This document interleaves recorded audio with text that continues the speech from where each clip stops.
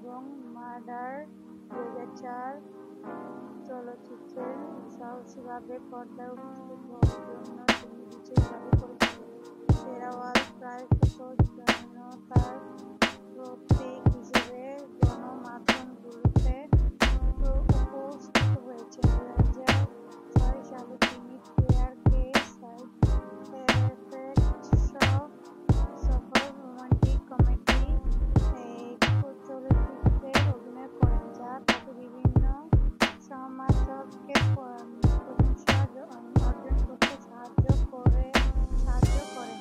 এরপর তিনি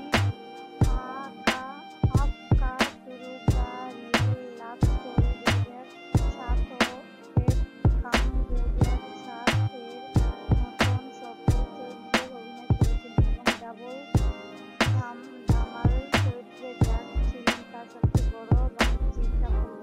বলিউডের কয়েকজন তারকাদের মধ্যে তিনি একজন, যিনি মিসেস 2010 এর ফোর্ট্রেট অফ লাভ 2011 চলচ্চিত্রের মাধ্যমে হলিউডে সম্মানিত হওয়ার চেষ্টা করেছিলেন। 2002 সালে জিনা স্ট্রিট মেরে দিয়ে হিন্দি চলচ্চিত্রে অভিনয়ের মাধ্যমে বড় পর্দায় তার অভিষেক ঘটে।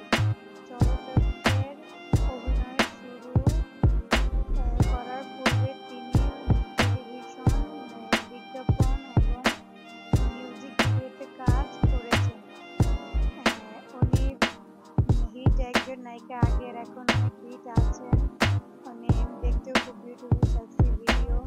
উনি এতই অসংখ্য ছবি করার জন্য পুরস্কার জিতেছেন।